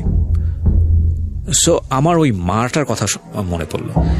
ধরেন এটা তো একটা কোনো ব্যাড হ্যান্ডও হতে পারতো, বা অন্য কোনো কিছু তো হতে পারতো। মা এটা জানার পরে তো মেয়েটার সাথে খুব খারাপ আচরণ করতে পারতো, যেটা হয় আমাদের সোসাইটিতে, কিন্তু মা সেটা করেনি, এবং খুব সুন্দরভাবে সেটা সে হ্যান্ডেল করেছে, এবং সাকসেসফুলি সে রেজাল্টটাও পেয়েছে। আমাদের এরকম পরিবার দরকার এই কারণে যে সন্তান যদি কোনো ভুল করে, অবশ্যই ভুল করবে, ওরা ভুল করবে না, ওদের বয়স তো অল্প, ওদের তো ভুল হতেই পারে। সেটা যেন আমরা ওদের উপরে এমনভাবে শাসন না করি, এমনভাবে আচরণ না করি। কোনো সময় নিজেকে কন্ট্রোল করা খুব ডিফিকাল্ট হয়ে যায়, আমি মানি, কিন্তু সেটা আপনার মাথায় রাখতে হবে যে আমি খারাপ আচরণ করলে সেটা সমাধান আসবে না, বরং এটা আরো হিতে বিপরীত হতে পারে। এবং এই যে ছেলেটা, ও আজকে যে জায়গাটায় দাঁড়িয়ে আছে, ও কিন্তু ব্রিলিয়ান্ট একটা ছেলে ছিল, বা আমি জানি না শেষ পর্যন্ত ওর কি হয়েছে। ওর এই যে মারাত্মক রকমের কমপ্লেক্সিটি, কখনো ড্রাগের কাছে যাওয়া, কখনো পয়সা চুরি করা, সেটা যেটাই করুক না কেন, সেটা কিন্তু ওকে ভালো একটা জায়গায় আনেনি। ও যদি শেয়ার করতে পারতো ওর ফ্যামিলির সাথে, বাবাকে যদি বলতে পারতো, ওর মাকে যদি বলতে পারতো, ওর মারা যদি খুব ভালো করে ট্রিট করতো, তাহলে হয়তো আজকে ওর সিক্রেটসে বসতে হতো না। আমি এই কথাটাই বারবার বলতে চাচ্ছি। এবং এমন কিছু প্রবলেম যেটা আমাদের সমাজের প্রত্যেকেরই আছে, শুধু এই সামান্যতম জায়গাটাকে যদি আমরা সংশোধন করে ফেলি, তাহলে সবার জীবনে এরকম সিক্রেটসের জন্ম হতো না। আমরা ছোট্ট একটা বিরতি নেব প্রিয় শ্রোতা। আর এই অনুষ্ঠানটি আমাদের ইউটিউব চ্যানেলে আপলোড করা হয়েছে। আমাদের ইউটিউবের ঠিকানা www.youtube.com/dfm904। আমি আবারও বলছি, ইউটিউব এবং সিক্রেটস অনুষ্ঠানের নিয়ে সেখানে আপলোড করছে। আমরা তাদেরকে গত অনুষ্ঠানে সতর্ক করেছি, আজকেও সতর্ক করছি, এবং আমরা চাইবো যে আমাদের জীবন গল্প এবং সিক্রেটসের যতগুলো এপিসোড তারা ওখানে আপলোড করেছেন, যেহেতু আপনারা রেডিওটা এখান থেকে অনুষ্ঠানটা কেটে ওখানে বসান, আপনারা নিশ্চয়ই শুনবেন, সে কারণে আপনাদেরকে বলা, প্রত্যেকটি এপিসোড আপনারা ওখান থেকে খুব দ্রুত সরিয়ে ফেলুন, নইলে আপনাদের বিরুদ্ধে আমরা আইনানুগ ব্যবস্থা নিতে বাধ্য হবে। এবং আপনারা নিশ্চয়ই জানেন যে বাংলাদেশে আইসিটি অ্যাক্ট কতটা পাওয়ারফুল। সুতরাং আমরা আপনাদেরকে রিকোয়েস্ট করছি, এতদিন যা করেছেন বুঝে না বুঝে, যেহেতু এই কন্টেন্টগুলো ঢাকা এফএম-এর পেইড কন্টেন্ট, সুতরাং এগুলো নিয়ে অন্য কেউ এই কাজটা করুক এবং এটা আমাদের প্রচারে সমস্যা হচ্ছে, এই জন্য আমরা আপনাদেরকে প্রথম পর্যায়ে বিনীতভাবে অনুরোধ করেছিলাম। আমরা এখনো দেখতে পাচ্ছি আপনারা এই কাজটা করে যাচ্ছেন। আপনাদেরকে শেষবারের মতো সতর্ক করছি, প্লিজ স্টপ দিস ইমিডিয়েটলি। ওকে, যেখানটায় আমরা ছিলাম, কি হলো তারপরে? তারপর এখন ভাইয়া আমার বাবা কাছে, হ্যাঁ, এইখানে ইতি ঘটলো আর কি। ইতি ঘটলো বললে? এবার আর পরীক্ষা দিতে পারতেছি না আমি আর। এটা মানে তোমার তুমি পরীক্ষার্থী ছিলে এই বছরের? জি, 19-এর পরীক্ষার্থী, এইচএসসি বেস। এবং তুমি ক্লাস মনিটর ছিল? ক্লাস মনিটর ছিলাম। ক্লাসের কি ঘটনা ঘটেছে? ক্লাস থেকে কি করে হয়েছে এটা? আমার ক্লাস টিচার যে উনি, এবং আমাদের কমার্সের যে হেড টিচার, আমি কমার্স স্টুডেন্ট, তো ওই দুজনই আমার ফ্যামিলির সাথে নক করার চেষ্টা করছে, কিন্তু মাঝখানে আমি করছি কি ভাইয়া, ওই যে কলেজের বেতন জমা দিই না আমি, তো বেতন জমা না দেওয়ার কারণে আমি কিন্তু এই জানুয়ারি থেকে আমার কোনো বেতন পেয়ে নেই কলেজে, যার কারণে ফাইন সহ জরিমানা সহ পরীক্ষার ফি সহ আমার 32,000 টাকা এখন অ্যাকাউন্টে আছে ডিউ। তো আমি এটা লুকানোর জন্য আমি আমার ক্লাস টিচার এবং কমার্সের হেড টিচার যিনি, তো ওনার দুজনকে আমি বললাম যে আমার পরিবার ঢাকায় থাকে, চট্টগ্রাম থাকে না। মিথ্যা কথা বললাম যাতে আমার ফ্যামিলির সাথে নক করতে না পারে, এবং সেখানে আমার ফ্যামিলির নামে যতগুলো নাম্বার দেওয়া, মানে আব্বু আর আম্মুর নামে যতগুলো নাম্বার দেওয়া, সেখানে সবগুলো আমার নাম্বার দেওয়া। তোমার কমপ্লেক্সিটি এত বেশি, মানে তুমি আজকে যে কথাগুলো এখানে এসে বললা, এই কথাগুলো কি তোমার ফ্যামিলি শুনতে পাবে? এই যে অনুষ্ঠান যখন প্রচার হচ্ছে তখন কি শুনতে পারবে? শোনার কোনো সুযোগ আছে? আশা করি আমার ভাইয়া শুনবে, কারণ আমার ভাইয়া আপনার ভক্ত। আচ্ছা, তো তোমার ভাইয়া শুনলে হয়তো তোমার কণ্ঠ শুনে বুঝতে পারবে যে তুমি আসলে কে বা কি বলছো। তোমার ভাইয়ার তো লেখাপড়া হয়নি ক্লাস 5-এর পরে, না। সো একমাত্র তুমি পসিবিলিটি ছিল যে হলো উচ্চশিক্ষায় শিক্ষিত হয়ে তোমার ফ্যামিলি মোটামুটি হাল ধরবে। তোমার বাবা এখন কি করে? আব্বু সিএনজি চালায়। এখনো সিএনজি চালায়। তো লেখাপড়াটা হলো না মূলত অর্থের কারণেই? জি। এই ভুলটা কার? এই দায়টা কার? আসলে বলবো এটা আমারই। তুমি তো তোমার জায়গা থেকে মনে করছো তোমার, কারণ তুমি পরিণত বয়স হয়েছো। আমি তো মনে করি তোমার ফ্যামিলিরও এখানে দায় আছে। তুমি কি বুঝতে পারছো? আমি একদিকে আমার ফ্যামিলির দোষ দিব না, কারণ এই কারণেই যে আমার ফ্যামিলি কিন্তু কোনো দিক দিয়ে শিক্ষিত না, ঠিক আছে ভাই? কারণ ওরা যেভাবে বড় হয়েছে, আমি যেভাবে বড় হয়েছি সেভাবে তো আমার ছেলে মেয়েকে বড় করতে চাইবো, কারণ আমার ফ্যামিলি তো কোনো শিক্ষা পায় না। কিন্তু আমি এটাতে একমত না। শিক্ষিত মানে কি, মানে উচ্চশিক্ষায় শিক্ষিত হলেই যে সে ফ্যামিলির প্রতি প্রপার জাজমেন্টে যাবে, এটা ব্যাপারটা এরকম না। আমি গ্রামে অনেক ছেলে মেয়ে, অনেক পরিবার দেখেছি, তারা বাবা মারা সন্তানের সাথে অনেক বিষয় নিয়ে অনেক সুন্দরভাবে ইন্টারফেয়ার করে। আর দ্বিতীয়ত ভাইয়া, এখানে আমার ফ্যামিলি তো আমাকে মানে যে কেয়ার করবে ওইটা তো সময়টা পায় নাই, কারণ আমার মা, আমার বাবা, আমার ভাই, যারা আমাকে কেয়ার করতে পারতো, যারা আমাকে পরামর্শ মানে সবকিছু করতে পারতো, কন্ট্রোল করতে পারতো, তারাই তো। তোমার বাবা কি এরকম হয়েছে কখনো যে তোমার বাবা সারাদিন পরে এসে তোমাকে কোলে তুলে অনেক আদর করেছে, তুমি যেখানে যেতে চেয়েছো সেখানে নিয়ে গেছে, তোমাকে আদর করে তোমাকে সবকিছু কিনে দিয়েছে? নাই, তখন যখন ছোট ছিলাম আমি তখন পেয়েছো। তারপরে তোমার বাবার সাথে এতটা রিজিড সম্পর্ক কেন হলো, এতটা দূরত্ব কেন হলো? কারণ আমার আব্বুর ছোটবেলা থেকে, মানে আমি যখন ছোট থেকে, মানে আমার আব্বুর কোনো ধরনের ইচ্ছা নেই যে আমাকে পড়ালেখা করাবে। যতটুকু পড়ালেখা করছি ততটুকু আমার মার কেরিয়ারে। মার ইচ্ছার কারণে আমি পড়াশোনা করেছো? পড়াতে চাইনি কেন? পড়াতে চাইনি এই কারণে, কারণ ভাইয়া পড়ালেখা বলতে আমরা আর কতটুকু পড়তে পারবো, মানে আব্বুর কথা যেটা আর কি, কতটুকু পড়াতে পারবো, কতটুকু টাকা খরচ করা যাবে। তো এখন যদি আমরা আগে থেকে একটা মানে জব করি, মানে যেমন গার্মেন্টস যদি আগে থেকে যে কোনো একটা সেক্টরে যদি জব করতে থাকি, তাহলে তো ডেভেলপ করে ফেলবো অল্প সময়ে। আচ্ছা, তুমি আমাকে একটু বলো তো, তোমার সামনে কি এরকম কোনো আইডল ছিল যে লেখাপড়া করে অনেক দূর গেছে, যাকে দেখে তুমি উৎসাহ পেতা? বা তোমাকে কেউ কি কখনো বলেছে, ক্লাস টিচাররা তো শুধু একাডেমিক পড়াশোনায় পড়ায়, কিন্তু একাডেমিক পড়াশোনার বাইরে এসে কখনো কি ধরনের কথা বলেছে যে তুমি এভাবে পড়লে জীবনে একদিন এটা হতে পারবা, বা দিনমজুরের ছেলেও অনেক সময় অনেক বড় জায়গায় যায়? এই কথাগুলো কি জানতা? এগুলো কি কেউ কখনো বলেছে? আসলে ভাইয়া একজন ব্যক্তি ছিলেন আমাদের এখানে যাকে মানে ইন্সপায়ার হওয়ারই কথা, কারণ ওনার বাপ মারা যায় অনেক আগে। উনি একা ওনার তিন ভাই বোনকে পড়ালেখা করাইছে, উনি নিজেও পড়ালেখা করছে, ফ্যামিলিও চালাইছে, এবং ওনার মা ঘরে, ওনার মাকে চাকরি করতে দেয় নাই। ওই আপনি যেটা বললেন ওইরকম একটা ভাইয়া। আর দ্বিতীয়ত ভাইয়া আর ইন্সপায়ার না পাওয়াতে কিন্তু আমি সবচেয়ে বেশি ইন্সপায়ার যেটাতে হয়েছি ভাইয়া, আমি যে আপনাদের যে অনুষ্ঠানটা, আপনি কিন্তু আগে 89.2 আরজে ছিলেন, সেখানে যাহা বলিব সত্য বলিব এবং হেলথ 2.0 অনুষ্ঠান করতেন।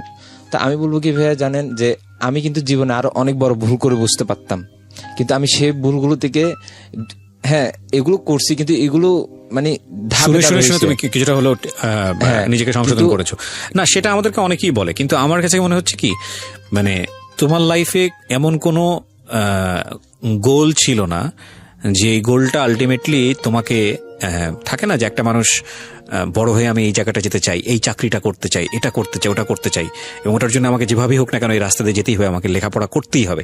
ওরকম কোনো গোল কি তোমার লাইফে ছিল?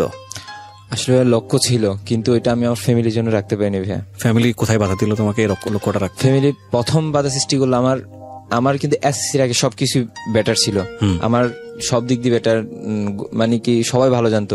কিন্তু এসএসসির পর যে আব্বু বারণ করলো যে না, তোর কলেজে ভর্তি হওয়ার প্রয়োজন নেই, তুই জব কর, তোর ভবিষ্যতে মানে ভালো একটা পজিশন। কিন্তু সেই কলেজে তুমি ভর্তি হয়েছো এবং খুব ভালো একটা কলেজে তুমি ভর্তি হয়েছো। হ্যাঁ, তো ওইটা আমার আম্মুর সাপোর্টে। কিন্তু ওই তখন থেকে আব্বুর, মানে আমার মনে আব্বুর জন্য একটা সংকোচ তৈরি হলো যে আব্বু কেন আমাকে পড়ালেখা করাতে যাচ্ছে না, 2টা বছরই তো। আচ্ছা, তোমার মনে সংকোচ হয়েছে, ইন্টারমিডিয়েট পরে তুমি আর পড়তে পারবা না, হ্যাঁ এরকম। তো তখন তোমার উচিত কি ছিল? তখন তোমার উচিত ছিল যে বাবা যদি পড়তে নাও দেয়, আমাকে নিজের পয়সা নিজে রোজগার করে পড়তে হবে। জি ভাই, তখন আমার ওই লক্ষ্যটা ছিল, কিন্তু আমার লক্ষ্যটা ছিল এটাই যে আমি টিউশনি করব বা পার্ট টাইম একটা জব করে আমার পড়ালেখার কষ্ট আমি নিজে চালাবো। সেটা করলে না কেন?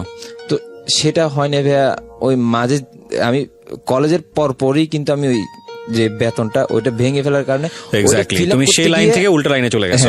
তুমি সেটা না করে উল্টা লাইনে চলে গেছো। আসলে কিছুই বলার নেই এখানে, শুধু একটা কথাই বলবো যে তোমার জীবনের সবচেয়ে বড় ভুল, আমরা যদি বলি যে কেউ ড্রাগ নেয়, কেউ ছিনতাই করে, কেউ এটা করে, কেউ ওটা করে, কেউ খুন করে ফেলেছে বা মার্ডার করেছে, অবশ্যই বড় রকমের অপরাধ, কিন্তু এর চেয়েও আমার কাছে ব্যক্তিগতভাবে মনে হয় ভয়ানক রকমের অপরাধ হচ্ছে নিজের ক্যারিয়ারের প্রতি যদি কেউ ইনজাস্ট করে। আমি সবসময় একটা কথা বলি যে যাই কিছু করো না কেন জীবনে, কখনো দুটো জিনিসে কোনো স্যাক্রিফাইস করবে না, একটা হচ্ছে এডুকেশন আর একটা হচ্ছে ক্যারিয়ার। এডুকেশন না থাকলে ক্যারিয়ারও হবে না, মানে হয়, সাধারণত হয় না আর কি, যেটা আমরা জানি। তো তোমার লাইফের সবচেয়ে বড় বাধাই হলো এটা। এরপরে কি হবে জানো? তোমার যারা বন্ধু তারা তোমার সিনিয়র হয়ে যাবে লেখাপড়াতে, তখন তোমার একটা মারাত্মক খারাপ লাগবে। দ্বিতীয় কথা হচ্ছে তুমি ফ্রাস্ট্রেশনে ভোগা শুরু করবা, এবং এই ফ্রাস্ট্রেশনের কারণে তোমার লাইফ হয়তো ডিরেইল হয়ে যাবে। বাট আমরা হোপ করি ভালো কিছুর জন্য। সো আমরা আমাদের আজকের এই অনুষ্ঠান থেকে শুভকামনা জানাতে পারি তোমার রেস্ট অফ দ্য লাইফের জন্য। যতটুকু ভুল করেছো, ইউ আর 19 রাইট নাও, 19 হয়তো বা হবা, সো তোমার অনেক ইয়াং চ্যাপ তুমি, সো সেই জায়গাটা থেকে তোমার কারেকশন করার অনেক সুযোগ আছে। হ্যাঁ, জীবনে একটা বছর বড় কিছু না, ইভেন দো আমি যদি এভাবে বলি নিজেকে ভালো রাখার জন্য লেখাপড়াও অনেক কিছু না। সো তুমি যদি মনে করো তুমি অনেস্ট থাকবা, যে ভুলগুলো তুমি তো রিয়েলাইজ করতে পেরেছো তোমার ভুলগুলো কি, এবং এখন যেহেতু তুমি বয়স তোমার হয়েছে, আমি চাইবো না যে ফিউচার তোমার যখন সংসার হবে তুমি তোমার সন্তানের প্রতি ভুলটা করো। সো তুমি তোমার এই জায়গাটা থেকে তুমি তোমার ভুলগুলো সেভ করো।